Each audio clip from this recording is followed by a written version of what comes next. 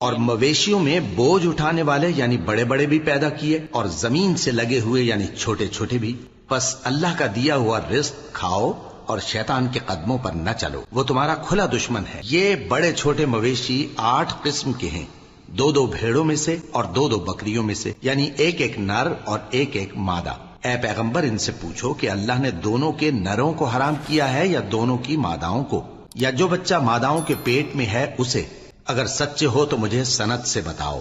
اور 2 اونٹوں میں سے اور 2 گایوں میں سے، ان کے بارے میں بھی ان سے پوچھو کہ اللہ نے دونوں کے نروں کو حرام کیا ہے یا دونوں کی ماداؤں کو، یا جو بچہ ماداؤں کے پیٹ میں ہے اس کو؟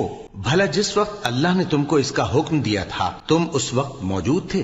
اب اس شخص سے زیادہ کون ظالم ہے جو اللہ پر جھوٹ باندھے تاکہ بے جانے بوجھے لوگوں کو گمراہ کرے؟